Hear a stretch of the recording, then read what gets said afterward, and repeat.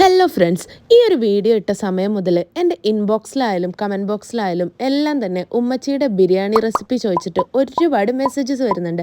അപ്പോൾ ഇന്നത്തെ വീഡിയോ ഉമ്മച്ചി സ്പെഷ്യൽ ബിരിയാണി റെസിപ്പി.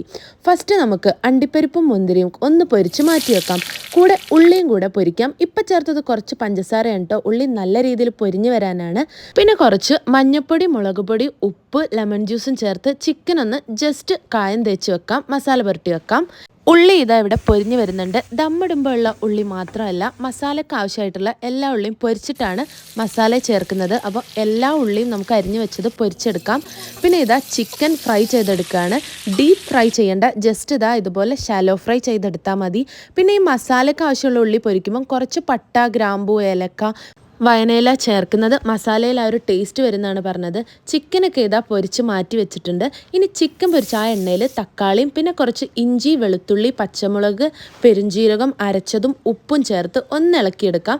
ഗരം മസാലയും കുരുമുളക് പൊടിയും ബിരിയാണി മസാലയും മാത്രമാണ് ഈ ഒരു സ്റ്റെപ്പിൽ ചേർക്കുന്നത്. മഞ്ഞപ്പൊടിയും മുളക് പൊടിയും ഓൾറെഡി ചിക്കനിൽ ചേർത്തുകൊണ്ട് മിൻറ്റ് ആൻഡ് കൊറിയാൻഡർ ലീവ്സും ലെമൺ ജ്യൂസും 4 ടേബിൾ സ്പൂൺ തൈരും ചേർത്ത് നന്നായി ഇളക്കിയതിന് ശേഷം നമ്മൾ മസാലയ്ക്കായി പൊരിച്ചു വെച്ച ചിക്കനും ഉള്ളിയും ചേർത്ത് മിക്സ് ചെയ്തിട്ട് കുറച്ച് കൊറിയാൻഡർ ലീവ്സ് കൂടി മേലെ വിതറിയാൽ നമ്മുടെ മസാല ഇവിടെ റെഡിയാണ്.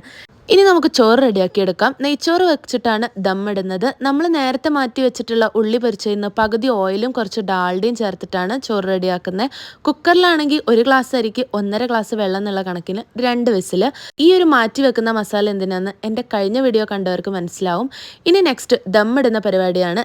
മസാലയുടെ മേലെ ചോറും പിന്നെ നമ്മൾ നേരത്തെ പൊരിച്ചു വെച്ചിട്ടുള്ള അണ്ടിപ്പരിപ്പ്, മുന്തിരി, ഉള്ളി മിക്സ് ചേർത്ത് കൂടെ കുറച്ച് മല്ലിയിലയും പുതിനയിലയും ചേർത്ത് ഡെക്കറേറ്റ് ചെയ്യാം. ഈ ഒരു സ്റ്റെപ്പ് നമുക്ക് വീണ്ടും കണ്ടിന്യൂ ചെയ്യാം. ലാസ്റ്റ് കുറച്ച് RKGയോ വേറെ കയ്യിലുള്ള നെയ്യോ ചേർത്തിട്ട് ദമ്മിട്ട് അടുപ്പത്ത് വെക്കാം. മേലക്ക് ചൂടെത്തുമ്പോൾ ദമ്മിട്ട് എത്ര നേരം വെക്കണം എന്നാണ് ഇപ്പോൾ പറഞ്ഞിട്ടുള്ളത്. നമ്മൾ പാത്രത്തിൻ്റെ മേലെ ആ ഒരു ചൂടെത്തുമ്പോൾ നമുക്ക് ഫ്ലെയിം ഓഫ് ചെയ്യാം.